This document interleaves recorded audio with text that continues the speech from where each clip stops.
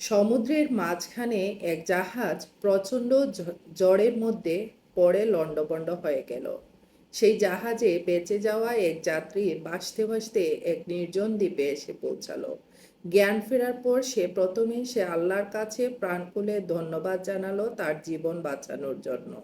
প্রতিদিন সে দ্বীপের তীরে এসে বসে থাকতো, যদি কোনো জাহাজ সেদিকে আসে এই আশায়। এরই মধ্যে সে সমুদ্র তীরে তার জন্য একটা ছোট্ট গড় তৈরি করে ফেলল। সমুদ্রের মাছ ধরে এবং বন থেকে ফলমূল শিকার করে সে জীবন বাঁচাতে থাকলো। বন থেকে সে যখন ফিরছিল তখন এসে দেখলো তার রান্না করা ছোলা থেকে আগুন লেগে পুরো গড়টি জলে একদম ছাই হয়ে গিয়েছে। তার কালো ধোঁয়া আকাশ ভরে গিয়েছে।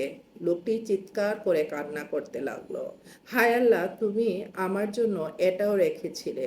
পরদিন সকালে এক জাহাজের আওয়াজে তার ঘুম ভাঙল। জাহাজটি তীরের দিকে আসতেছিল তাকে উদ্ধার করার জন্য।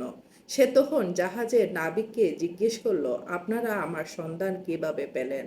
তখন জাহাজের নাবিক বলছিলেন যে তোমার ঘর থেকে যে কালো ধোঁয়া বের হয়ে এসেছিল সেখান থেকে আমরা বুঝতে পারছিলাম যে এখানে কোনো একজন লোক আটকা পড়েছে।